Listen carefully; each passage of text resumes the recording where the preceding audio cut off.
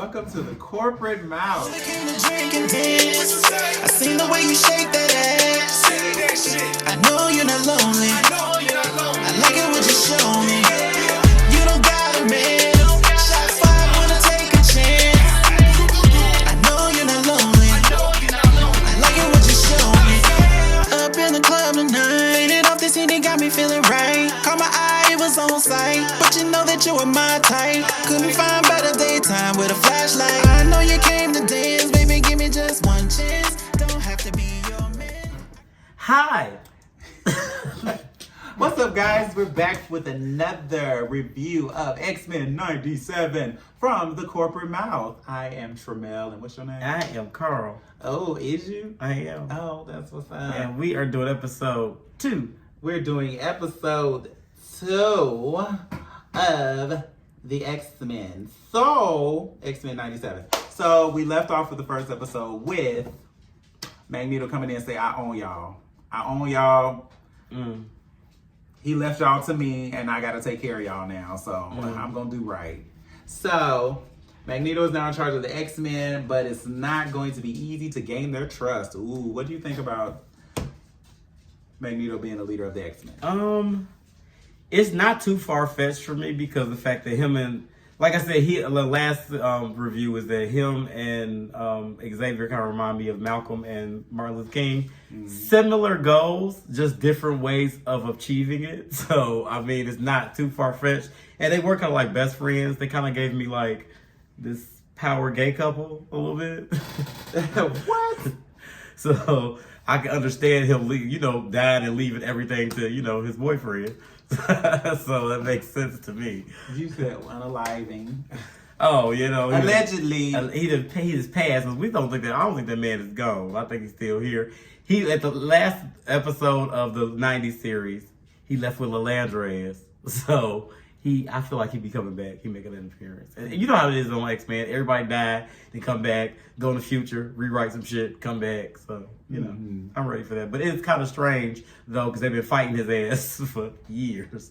And now he in there like, yeah, bitch, I'm cleaning the house. What's up?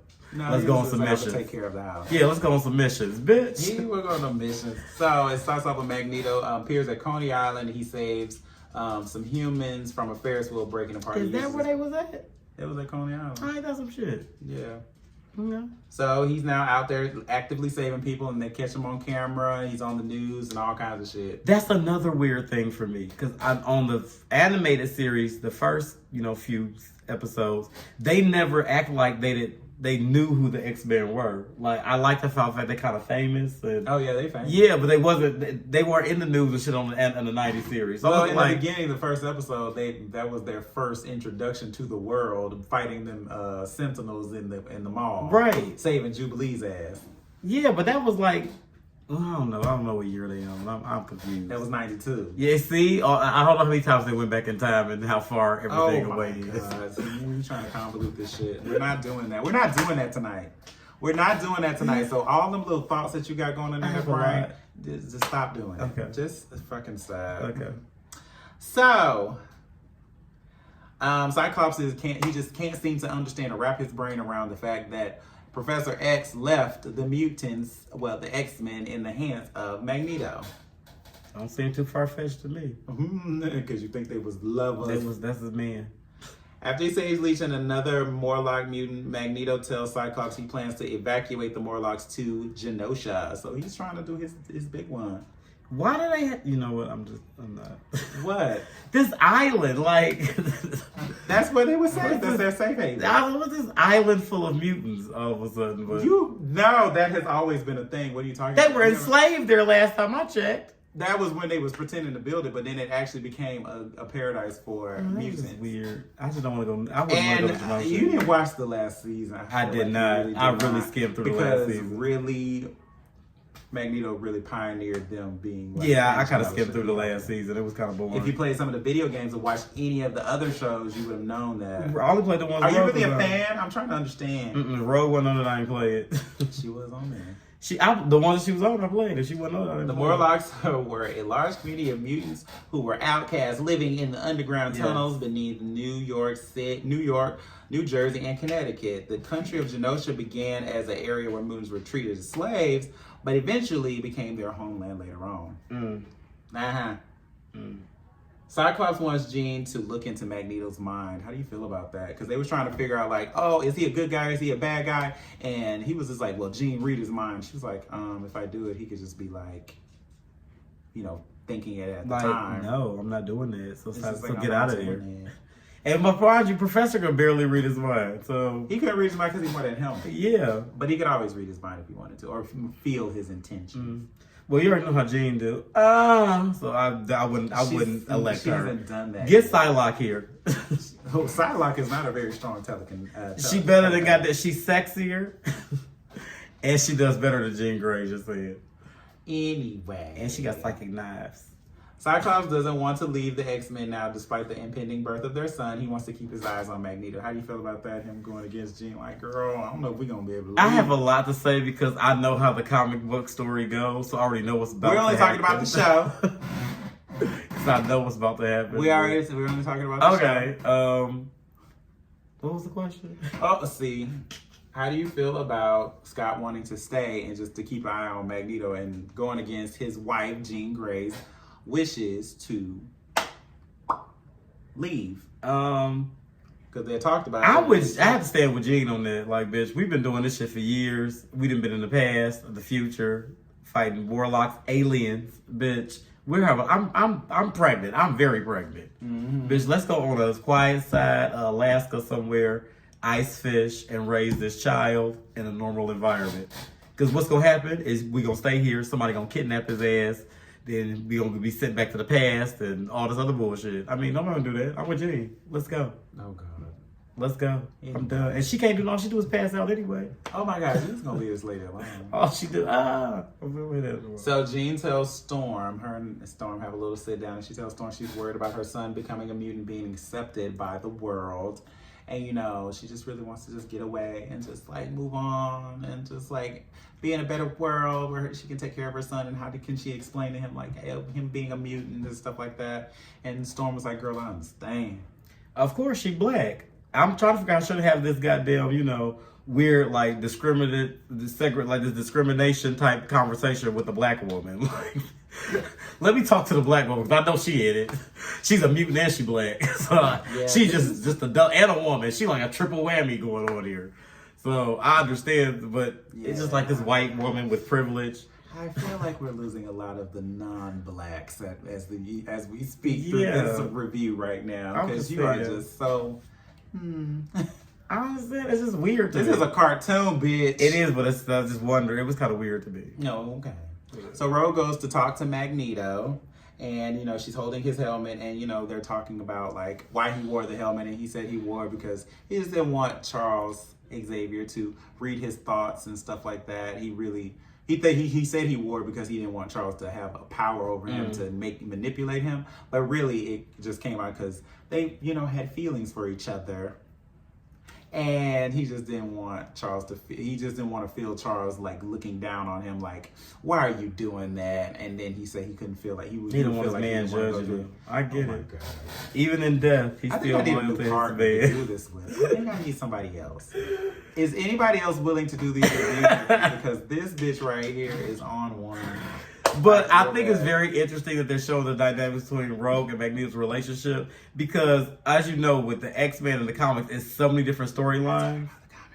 Okay, well, everything is based on the comics. Yeah. But I'm gonna say it is different because in the comic that I read, this storyline wasn't happening. So I like how they're kind of mixing all the most major drama from all the different alternative realities, and they kind of put them all in one storyline. It's making a very juicy season because I didn't know we were gonna get Rogue and Magneto this early on, and that threw me off a loop because everybody know I'm Team Rogue, Team Gambit. But I do like the dynamics between Magneto and Rogue, though. I don't know. Something about... And Eric Sexy is a motherfucker in this new one, so I'm just saying. That was old ass. I got a piece of that Holocaust pain. I'm just saying. I don't need for you to stop. We're sorry. This is a disclaimer. Spoiler alert. He's an idiot. I want to get a little piece. Just weird. When Leisure rewrote reality in the comics, Rogue and Magneto became a couple. Once reality was restored, she left him, but they both still have feelings for each other. So I guess that's kind of like what's playing out here. That happened somewhere. Helicopters arrive at the mansion. Dr. Cooper with a small army of troops armed with weapons unaffected by Magneto's powers. Oh, yeah. However, the helicopters aren't resistant, but in order to gain the trust of the X-Men, he lets them take him. Which was very surprising for me because you already know he had turned them helicopters upside down and was ready to, and his was about to roll. So I'm thinking like he about to give it to him. And then that further proves my point, side note, that, when Legion rewrote, the I guess reality and they got together. That's why I say it had to be about 2 or 3 years in advance. It had to be. Oh, okay. Something didn't happen. Because, they'd had a whole goddamn alternate reality love affair, and then all of a sudden things back to normal. Something happened. Whatever. It's 2025, for real. So Wolverine's watching the trial at home. Of course. Some of the other X-Men went to go watch it happen live. Jean had to stay home. She didn't know Scott wasn't there. He didn't tell her. And she called herself a sidekick. Wolverine rubbed it in. Was like, he ain't telling you a lot of stuff, huh? And you can't read minds no more, girl? Oh, wait a minute. So, as the trial is going on between Magneto, because they're trying to give him a fair trial, they have people mounting outside, hate groups and people who don't want him to have a fair trial. Friends of Humanity. Friends of Humanity. Not FOH. It always said to me fuck out of here when I see it. Denty's waiting outside the courthouse. He puts on his executioner mask and prepares to attack the court and Magneto as the trial goes on. Boom. At home, Jean starts going into labor. Of course she is. Because she does everything at the most inopportune times. You're such a hater. Phoenix is the best thing that ever happened to her. I wish. But where is she? Bring that back. Beast warns the others that the executioner armor is constructed from an energy-resistant titanium-laced alloy. Morph saves Scott from Denty, transforming into Psylocke and Colossus and other mutants. Period. He did the motherfucking thing because he actually embodies their actual powers. Which makes sense to me because in the beginning, like in the 90s series, he couldn't do it. He could just be them. But knowing that he can use their powers, Morph a bad bitch. I didn't know he could use their powers. He can use their powers a little bit. Like, he wasn't like... Yeah, it wasn't full blown, but bitch, if I could just use a little bit if I could just be Storm and just throw a little lightning bolt, I mean... I don't think he can do that. That's progress. I think he just look like her, particularly. He might can throw a little lightning bolt. I doubt it. At the hospital, the doctor refuses to deliver... Well, shit. Skipping around here. So Morph is fighting, saves Scott. Scott hears that Jean telepathically tells him that she's, having her baby, having their baby. So he's like, oh, I gotta get the fuck. And Rogue flies him there while everybody getting their ass kicked. While everybody getting their ass kicked. And the executioners handed it to their Storm takes control of the whole trial, and she's like, listen to me. That should have been the leader of the X-Men. She said, listen to me, bitch, because if you want to live, you will listen to me. Release Magneto, we're going to protect y'all, but you need to listen to me. You should have she said, don't think, be silent, and listen. Period. I said, girl, bad bitch. With a mohawk. What's up? What's up? And so Rogue flies Scott to where Jean is at the hospital. And everybody else is fighting them off or whatever. Barely. The doctor refuses to deliver Jean's baby because he's like, I don't do that mutant stuff. No mutants allowed. No mutants up in here because she don't know how to control her powers when she having a baby and all this other blah, blah, blah. And look at the fact that the mutant is pregnant as Jean. It's fair. According to you, all she gonna do is pass out and have a baby. She may, but her having a baby in labor, she might pass out and blow the damn wall off. Like, this is Jean. She ain't got control over nothing. So I understand with the doctor on that side. Get her out of here. I actually particularly like Jean. Get her out. Grey is that bitch to me. Now, the doctor didn't want to deliver the baby, so they just asked Rose. My girl came in and said, bitch. Let me show you something. She said, sorry, sugar.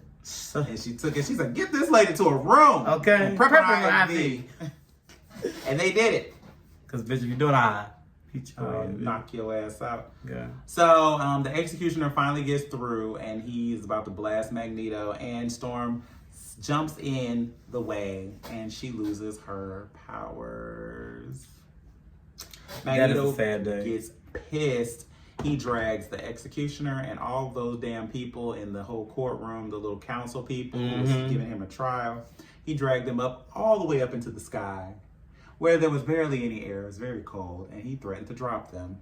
No, it was the way he said it. When he got them up there, it was freezing, they was dying. He gave a nice, wonderful speech and said, "So please, don't make me let you down." I said, "Ooh, not from the air, bitch, y'all get it? Like a double entendre, bitch, don't let me let you down, bitch." I said, I was so excited.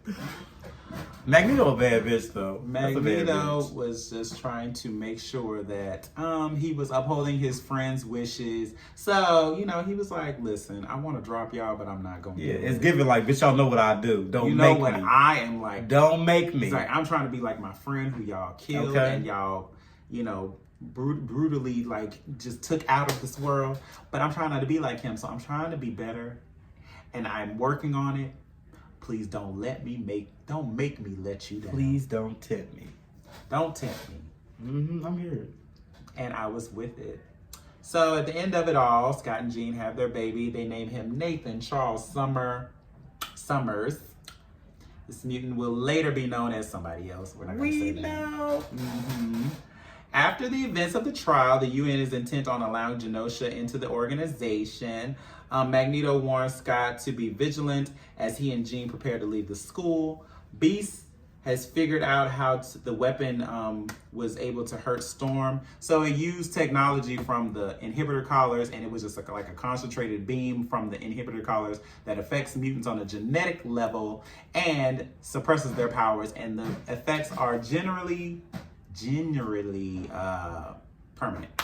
So she does not have her powers. There's no way for her to get her powers back. So she leaves. Storm leaves the school. It's for mutants. It's for mutants, and she just doesn't feel like she belongs. So now she has to find a new path and a new life. It's affected her on a cellular level, so she will probably never have her powers again. And we are saddened by it because we lost a black woman. Strong black woman. A strong black woman. What else? It's near the end. Rogue holds Magneto's hand while Gambit stands outside in the hallway upset, and he knows what's happening with that. He knows what's going She on. is cheating on my man right in his face. Like, Rogue, I remember you being this ruthless of a bitch. Last season, you know, in the 90s series, this new series, you got her 2-timing. Right. What is going on here? Morph goes out to cheer Wolverine up, you know, because Jean done had a baby on him and stuff, and then he turns into Sabretooth. They pretend It's to a fight. lot of this is drama. Like the stories could never. This is just like an ending of like, you know, Storm leaving and them having to go on without her and stuff like that. So they just find their own comfort in their own ways. And then that night, another Jean Grey shows up at the doorstep saying she needs the X-Men, and she passes out, and you know. We know where that's going. So overall, this episode was really dope. I'm very excited to see what's gonna happen with this second Jean situation. I know. Whatever. You know too. You read it Did 20, 30 years ago. Did I? But no, this episode was really good. I'm really, really sad that, you know, Storm lost her powers. It's really a devastating moment for me and, you know, the black community. Yeah, I like how they made it. They put it on there because, of course, to the comics, that's not what happened. But she did lose her powers, but she was pushing Rogue out the way because Rogue was new to the X-Men. It's a whole big thing. But I like how they mashed it into this one. But it's a lot of drama. Now, one thing this season has so far, we only in 2 episodes in. These 2 episodes have had more drama than the 90s series had The whole combined. Like, I am watching this like I used to watch the stories. Like when you grinning for the stories on, or like the Tyler Perry little stories these come on. Like, I am glued. Like, child, Wolverine and Jean still got something going on, child. And then Gambit got this thing and Rogue going on. The Magneto coming in. It's like, it's all these love connections. Fuck the aliens and shit that's coming out. Y'all still trying to get y'all booty. Some X booty. Everybody gets some X booty. I'm here for it. It's so much drama. We're here for X Booty, and we're going to, you know, I'm here for it. keep it going. Thank you so much for watching this review of the second episode of X-Men 97. We'll see you next time. Which For will probably the third. be for the Which will third probably episode. be right after this one. They don't know that. Well, it's like we've been wearing this for 2 weeks. They like, they went up 2 weeks straight. No. Thank you so much. Y'all like, comment, subscribe, hit that notification bell. Yes. And we'll see you next time for the Corporate Mouth X-Men 97. Period. I seen the way you shake that ass. I know you're not lonely. I like it what you show me. You don't got a man. Shots fired, wanna take a chance. I know you're not lonely. I like it what you show me. Up in the club tonight, it off the CD got me feeling right. Caught my eye, it was on sight, but you know that you were my type. Couldn't find better daytime with a flashlight. I know you came to dance.